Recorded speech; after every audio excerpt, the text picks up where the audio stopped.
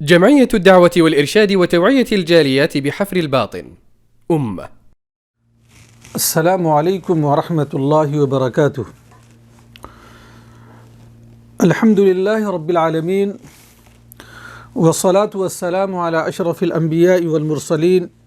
نبینا محمد وعلی آلہ وصحبہ اجمعین.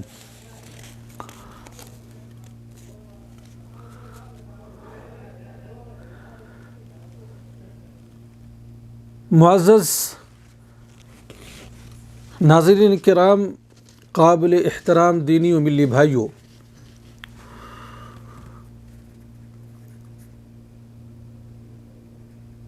ہم لوگ رمضان المبارک کے شب و روز بخیر و عافیت گزار رہے ہیں، جس پر ہم اللہ رب العالمین کا جس قدر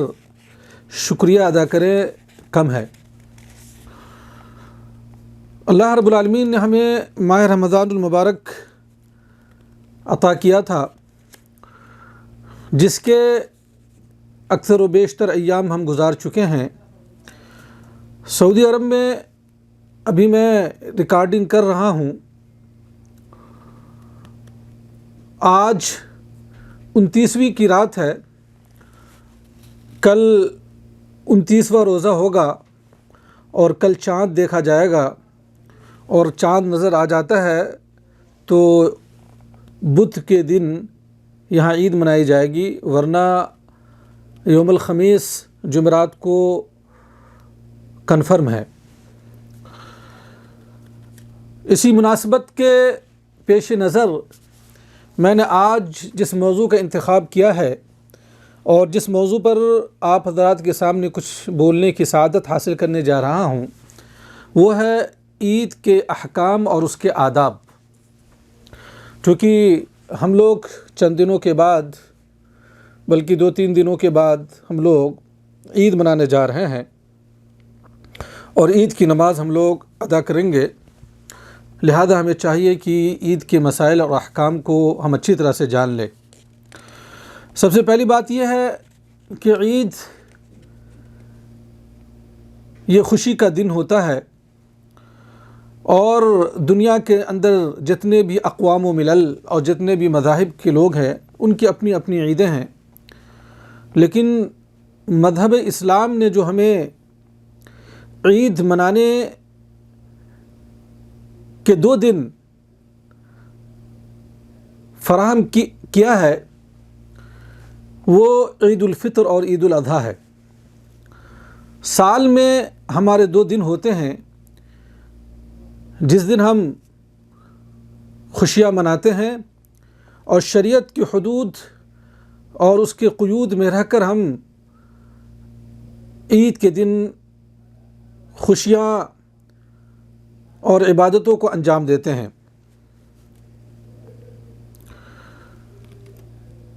عید الفطر جب ایک مسلمان اللہ رب العالمین کی عبادت، عظیم عبادت و روزے کو پورا کر لیتا ہے تو 1 شوال کو عید مناتا ہے. اور عید الاضحیٰ سنت ابراہیمی، حضرت ابراہیم علیہ السلام کی سنت کو ہر سال پوری دنیا کے اندر مسلمان 10ویں ذی الحجہ کو مناتا ہے.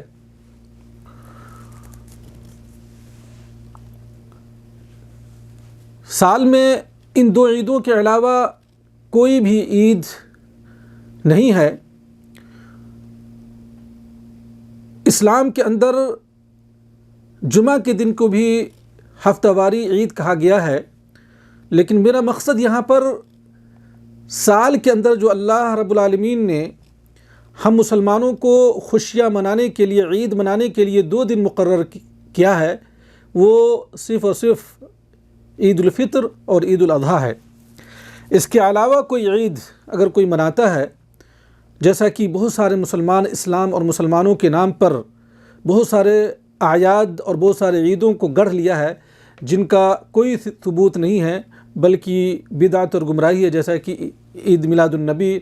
اور اسی طرح سے محرم میں بھی لوگ عید مناتے ہیں، خوشیاں مناتے ہیں. یہ بالکل شریعت کے خلاف اور کتاب و سنت کے خلاف اور اللہ کے نبی محمد عربی صلی اللہ علیہ وسلم اور صحابہ کرام سلف اور سلف صالحین کے طریقے کے خلاف ہے۔ ابو داؤد کے اندر انس بن مالک رضی اللہ تعالی عنہ کی روایت ہے، وہ کہتے ہیں قدم رسول اللہ صلی اللہ علیہ وسلم المدینۃ ولہم یومان یلعبون فیہما، کہ جب نبی اکرم صلی اللہ علیہ وسلم مدینہ تشریف لائے تو اس وقت مدینہ کے لوگ، ایک دن ایسا ہوتا تھا جس میں وہ لوگ کھیل کود کرتے تھے، 2 دن ایسے ہوتے تھے جن میں وہ لوگ کیا ہے کھیل کود کرتے تھے۔ فقال ما هذان اليومان، اللہ کے رسول صلی اللہ علیہ وسلم نے سوال کہ یہ 2 دن کیا ہیں؟ قالوا، تو انہوں نے جواب دیا كنا نلعب فيهما في الجاہلیہ، یہ وہ 2 دن ہیں جن میں ہم زمانہ جاہلیت کے اندر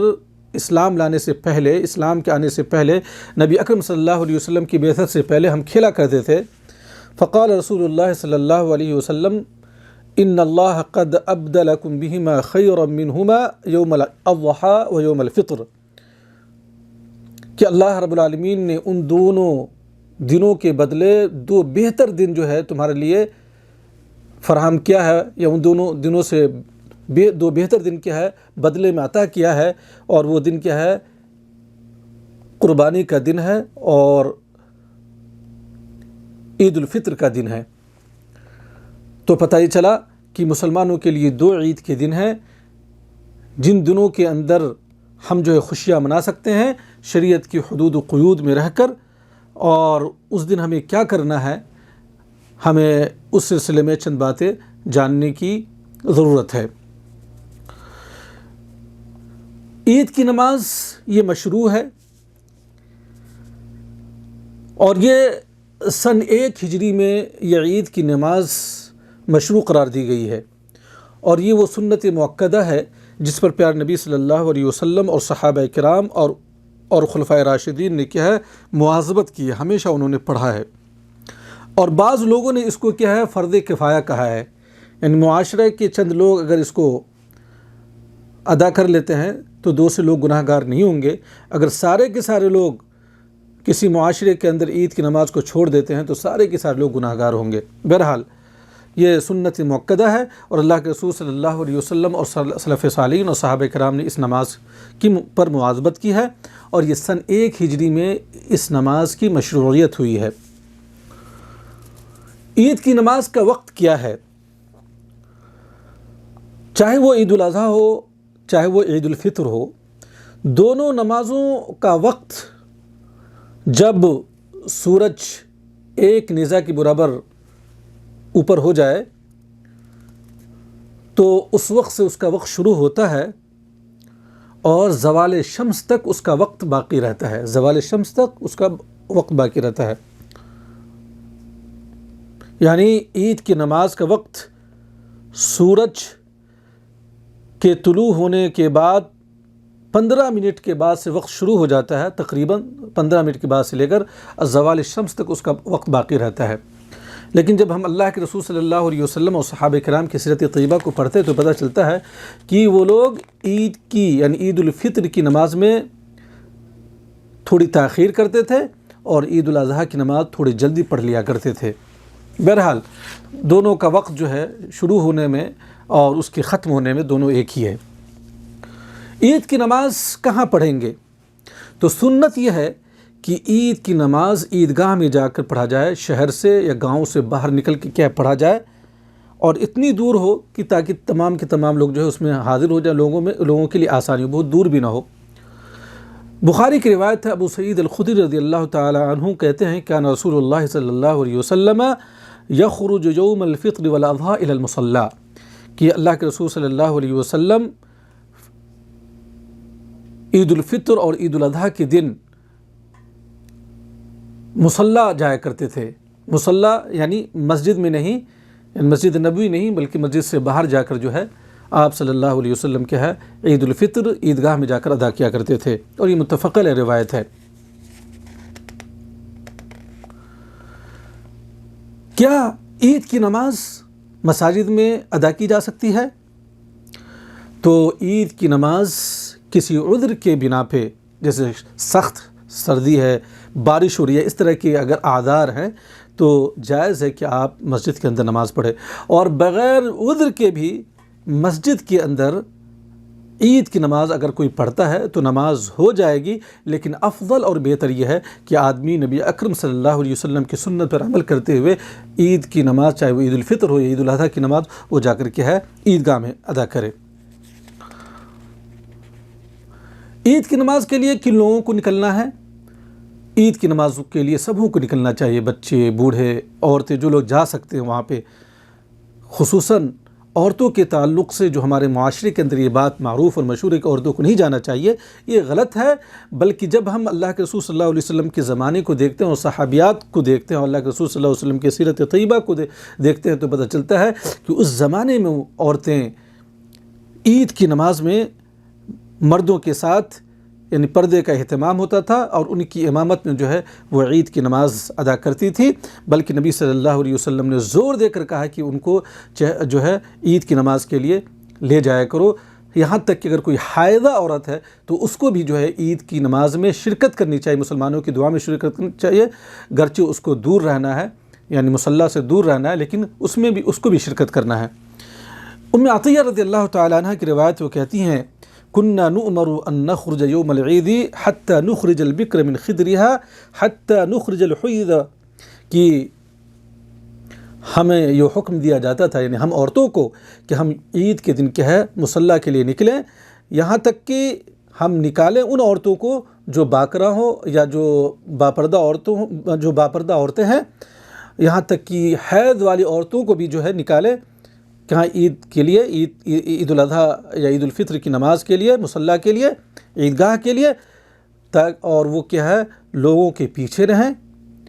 اور وہ کیا ہے تکبیر کرے ان کی تکبیر کے ساتھ، اور ان کی دعاؤں کے ساتھ وہ کیا ہے وہ دعا کرے، اور اللہ رب العالمین جو اس دن برکت نازل کرتا ہے اس برکت کی امید لے کر اس میں وہ کیا ہے حاضر ہوں۔ یہ بخاری کی روایت ہے۔ تو اللہ کے رسول صلی اللہ علیہ وسلم بہت تاکید کی ہے، اور جیسا کہ اس حدیث سے بھی پتہ چلتا ہے کہ عورتوں کو عید الاضحیٰ چاہے ہو یا عید الفطر ہو جانی چاہیے، مسلمانوں کے ساتھ کیا ہے نماز پڑھنی چاہیے۔ ہاں اگر وہ حالت حیض میں ہیں تو وہ دور رہیں گی، لیکن وہ بھی جو ہے شرکت کریں گی۔ اس سے پتہ چلتا ہے کہ ہمیں اپنی بہنوں اور اپنے ماؤں کو اس پر ابھارنا چاہیے، اور اس سنت کو ہمیں کیا ہے اجاگر کرنی چاہیے، اور اس سنت کو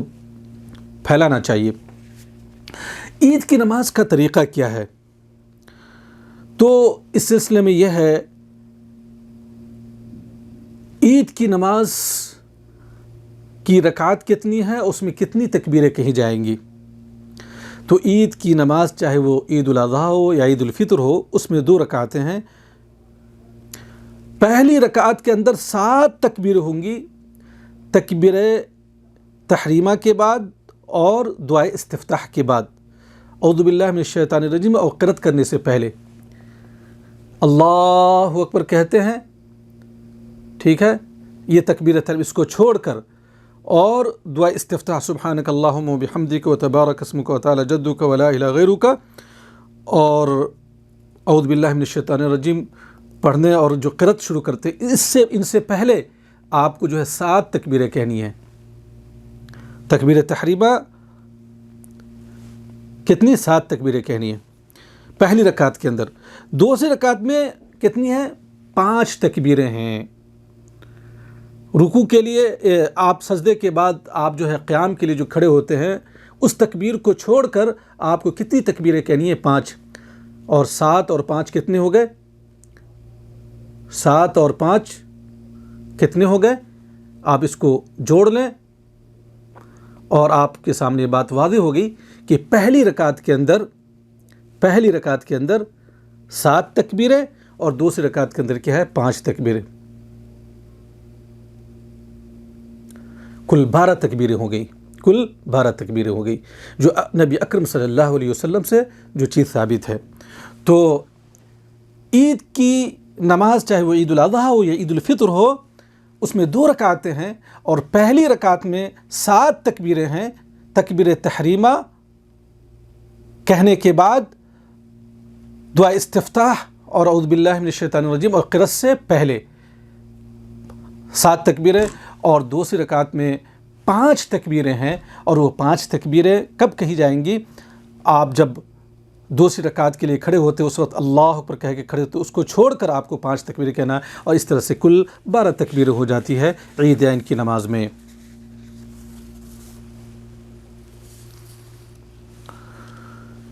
ان تکبیرات کے درمیان کوئی مخصوص ذکر یا دعا ثابت نہیں ہے۔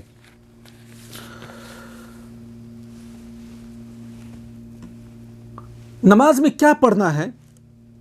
تو نبی اکرم صلی اللہ علیہ وسلم سے چند صورتوں کے بارے میں ثبوت ملتا ہے۔ ویسے تو کوئی بھی صورت پڑھ لے تو نماز ہو جائے گی، لیکن بہتر اور افضل اور سنت یہ ہے کہ پہلی رکعت میں جیسا کہ نبی صلی اللہ علیہ وسلم سورۃ الاعلیٰ سبح اسم ربک الاعلیٰ، اور دوسری رکعت میں سورۃ الغاشیہ هل اتاک حدیث الغاشیہ پڑھا کرتے تھے۔ اور دوسری روایت کے اندر یہ ہے کہ پہلی رکعت میں سورہ قاف جو 26ویں پاری کی صورت ہے، اور دوسری رکعت میں سورۃ القمر جو 27ویں پاری کی صورت ہے، یہ پڑھا کرتے تھے۔ اور دونوں رکعتوں میں قرأت کیا ہے؟ جہری ہوگی، زور سے قرأت کی جائے گی، جیسا کہ ابن عمر رضی اللہ تعالیٰ عنہ کا قول ہے کہ کان النبی صلی اللہ علیہ وسلم یجہر بالقراءۃ فی العیدین والاستسقاء، کہ اللہ کے رسول صلی اللہ علیہ وسلم عیدین کی نماز اور استسقاء کی نماز میں اپنی قرأتوں کو کیا بلند کیا کرتے تھے، یعنی زور سے آپ جو ہے قرأت کیا کرتے تھے۔ یہ نماز کی صفت اور نماز کا طریقہ ہے۔ اور اس سلسلے میں ایک بات اور یہ ہے کہ عید کے اندر خطبہ بھی ہے۔ یہاں پر سمجھنے کی بات یہ ہے کہ خطبہ عید کب ہوگی؟ آپ جانتے ہیں جمعہ کی نماز جب ہم جاتے ہیں تو وہاں پہ خطبہ عید کب ہوتی ہے؟ پہلے خطبہ بعد میں نماز، لیکن یہاں پر پہلے نماز ہے بعد میں خطبہ ہے، یہ ہمیں سمجھنی چاہیے۔ تو اس طرح سے ہم نے عید کی نماز کا صحیح طریقہ ہم نے کیا ہے؟ سمجھ لیا ہے اور جان لیا ہے۔ آئیے ہم عید کو کیسے منائیں گے اور اس کے آداب اور اس کے طریقے کیا ہیں؟ بعض چیزیں بہت اہم ہیں جن کو ہمیں جاننا چاہیے۔ جیسا کہ میں شروع میں کہہ چکا ہوں کہ یہ عید کی نماز یہ جو ہم ادا کرتے ہیں یا جو ہم عید مناتے ہیں، یہ مشروع ہے اور یہ خوشی کا دن ہے، اور اللہ رب العالمین نے ہم مسلمانوں پر 2 دن سال میں خوشی کے دن ہمیں عطا کیے ہیں، اور اللہ رب العالمین نے ہمیں عطا کیا ہے۔ ہمیں شریعت کی حدود میں رہ کر اور شریعت کے ضوابط کو اپنے ذہن میں رکھ کر اور آداب کو رکھ کے ہمیں عید کی خوشیاں منانی چاہیے۔ تو عید کی تیاری کے لیے ہمیں خصوصی اہتمام کرنی چاہیے، جیسے غسل کرنا، اسی طرح سے خوبصورت کپڑا پہننا۔ انسان کو چاہیے کہ اچھا سے اچھا کپڑا اور صاف ستھرا کپڑا جو ہے وہ پہنے، اس لیے کہ نبی اکرم صلی اللہ علیہ وسلم کا ہی طریقہ رہا ہے۔ جابر بن عبداللہ رضی اللہ تعالیٰ عنہ کی روایت ہے، وہ کہتے ہیں کہ کانت للنبی صلی اللہ علیہ وسلم حلۃ یلبسها فی العیدین ویوم الجمعۃ، رواہ ابن ماجہ فی صحیحہ، کہ نبی اکرم صلی اللہ علیہ وسلم کے پاس ایک ایسا کپڑا تھا، ایک ایسا لباس تھا جس کو نبی اکرم صلی اللہ علیہ وسلم عیدین کی نماز اور جمعہ کے دن جو خصوصی طور پر کیا ہے زیبتن کیا کرتے تھے، پہنا کرتے تھے۔ یہ ابن خزیمہ کی روایت ہے، ایک ایسا جبہ تھا۔ اسی طرح سے ابن عمر رضی اللہ تعالیٰ عنہ سے ایک روایت ہے کہ انہ کان یلبس فی العیدین احسن ثیابہ، یہ ابن عمر کا جو صحابی رسول ابن عمر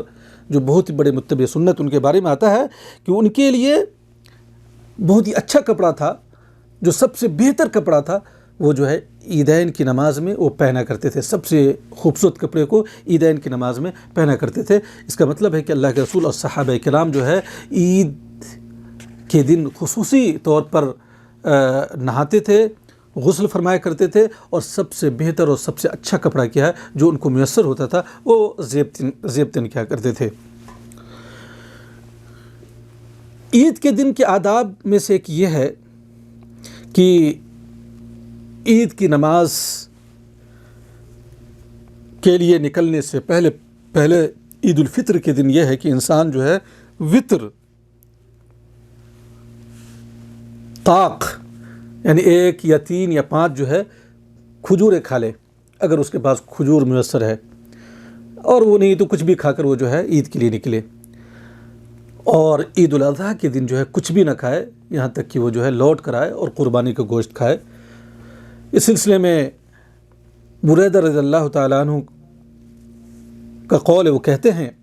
اور یہ حدیث ہے کہ کان النبی صلی اللہ علیہ وسلم لا یخرج یوم الفطر حتی یطعم ولا یطعم یوم الاضحیٰ حتی یصلی، کہ نبی اکرم صلی اللہ علیہ وسلم عید الفطر کے دن نہیں نکلتے یہاں تک کہ کچھ کھا لیتے، اور عید الاضحیٰ کے دن کچھ بھی نہیں کھاتے یہاں تک کہ آپ کیا نماز ادا کر لیتے۔ یہ احمد اور دیگر ائمہ نے اس حدیث کو روایت کیا ہے۔ میں شروع میں ایک بات کہہ کر اپنی بات کو آگے بڑھایا تھا، وہ یہ ہے کہ عید کی نماز اگر وہ عید الفطر ہے تو پہلے تھوڑی سی جلدی تھوڑی تاخیر کرنا مسنون ہے، اور عید الاضحیٰ کی نماز کو تھوڑی جلدی پڑھنی چاہیے۔ اس سلسلے میں ایک بات اور یہ ہے کہ عید کے دن جو ہے ہمیں تکبیر کہنی چاہیے، مردوں کو بھی عورتوں کو بھی۔ مردوں کو بلند آواز سے کہنی چاہیے، عورتوں کو کیا ہے دل دل میں آہستہ آہستہ کہنی چاہیے۔ یہاں یوم العید گھر سے نکلنے سے لے کر یہاں تک کہ وہ جو ہے عیدگاہ تک پہنچ جائے یا مسجد تک کیا ہے پہنچ جائے۔ عبداللہ ابن عمر رضی اللہ تعالیٰ عنہما کی روایت ہے ان رسول اللہ صلی اللہ علیہ وسلم کان یکبر یوم الفطر حین یخرج من بیتی حتی یأتی المصلی، کہ نبی اکرم صلی اللہ علیہ وسلم تکبیر کہتے رہتے تھے کس دن؟ عید الفطر کے دن، یہاں تک کہ اپنے گھر سے نکلتے اور یہاں مسجد تک پہنچ جاتے۔ اور نافع سے روایت ہے کہ ان ابن عمر كان اذا غدا يوم الاضحى ويوم الفطر يجهر بالتكبير حتى ياتي المصلى ثم يكبر حتى ياتي الامام فيكبر بتكبيره۔ تو دونوں روایتیں اس پتہ چلتا ہے کہ جو ہے گھر سے نکلنے سے لے کر جو ہے وہاں تک آپ کو کیا تکبیر کرنی چاہیے، اور جب آپ وہاں سے لوٹ کر آتے ہیں اس وقت بھی آپ کو جو ہے تکبیر کہتے رہنی چاہیے۔ تکبیر بہت ہی اہم ہے، اس میں آپ اللہ رب العالمین کی وحدانیت اور اللہ رب العالمین کی بڑائی بیان کرتے ہیں۔ اس سلسلے میں بہت سارے صیغے آئے ہیں مختلف روایات کے اندر، اس میں سے ایک یہ ہے کہ اللہ اکبر اللہ اکبر اللہ اکبر لا الہ الا اللہ واللہ اکبر اللہ اکبر وللہ الحمد، یہ پڑھیں گے آپ، اللہ اکبر اللہ اکبر اللہ اکبر لا الہ الا اللہ واللہ اکبر اللہ اکبر وللہ الحمد۔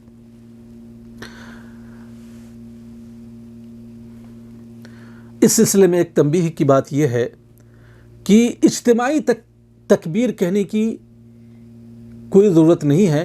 چونکہ اللہ کے رسول صلی اللہ علیہ وسلم اور صحابہ کرام سے ثبوت نہیں ہے۔ اگر ہم اس کو شریعت سمجھ کے کر رہے ہیں اور ثواب سمجھ کے کر رہے ہیں تو یہ غلط ہے، یہ بدعت ہے، اس لیے ہمیں اس سے کیا ہے بچنا چاہیے۔ ایک سنت اور یہ ہے کہ جب ہم عیدین کی نماز کے لیے مسجد یا عیدگاہ کی طرف نکلیں تو ایک راستے سے جائے اور دوسرے راستے سے لوٹ کر آئے۔ یہ جابر بن عبداللہ رضی اللہ تعالیٰ عنہ کی حدیث وہ کہتے ہیں کہ کان النبی صلی اللہ علیہ وسلم اذا کان یوم عید خالف الطریقہ، یہ بخاری کی روایت ہے کہ نبی اکرم صلی اللہ علیہ وسلم جب عید کا دن ہوتا تھا تو آپ راستے کو کیا بدل دیا کرتے تھے، اور اس کو امام بخاری رحمۃ اللہ علیہ نے کیا روایت کی۔ اس سے پتہ چلا کہ آپ ایک راستے سے جائیں اور دوسرے راستے سے لوٹ کر آئے۔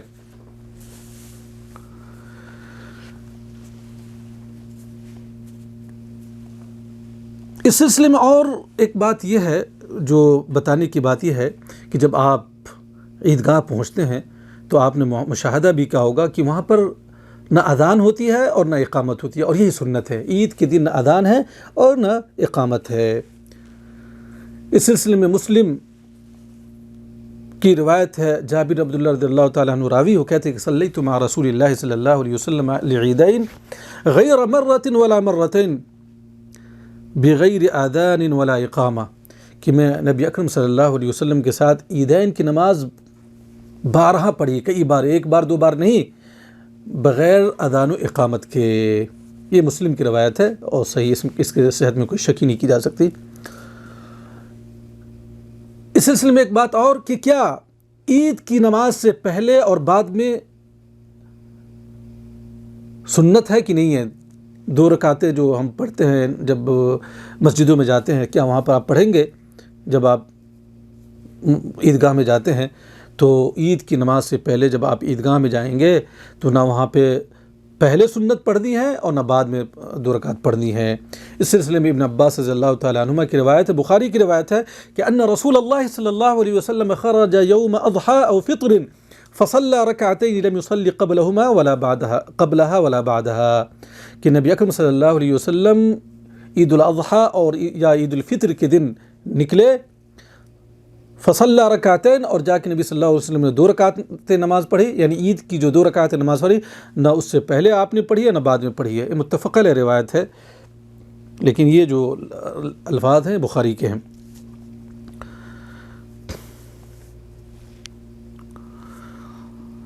اس سلسلے میں ایک بات اور یہ ہے کہ اگر عید کے دن اتفاق سے جمعہ کا دن پڑ جائے تو کیا ہے اس سلسلے میں شریعت؟ تو اگر جمعہ کا دن پڑ جاتا ہے اور اگر کوئی آدمی عید کی نماز پڑھ لی ہے تو اس پر واجب نہیں ہے کہ وہ جمعہ کی بھی نماز پڑھے، گھر میں وہ ظہر کی نماز پڑھ سکتا ہے۔ اس سلسلے میں ابن عباس رضی اللہ تعالیٰ عنہ کی روایت ہے، نبی اکرم صلی اللہ علیہ وسلم سے روایت کرتے ہیں، قال قد اجتمع فی یومکم هذا عیدان فمن شاء منکم اجزأه من الجمعة وإنا مجمعون انشاءاللہ، کہ آج کے دن تمہارے 2 عید جمع ہو گئے ہیں، تم میں سے جو چاہے اس کے لیے یہ جو عید کی نماز ہے کفایت کر جائے گی، یعنی اگر جو چاہے تو صرف عید کی نماز پڑھے اور جمعہ کی نماز نہ پڑھے تو کوئی حرج کی بات نہیں ہے۔ اس سلسلے میں بہت ساری باتیں ہیں، لیکن میں نے چند اہم باتیں آپ حضرات کی خدمت میں رکھی ہے جو عیدین کے احکام وسائل کے تعلق سے ہے۔ ایک آخری بات جو میں رکھنا چاہتا ہوں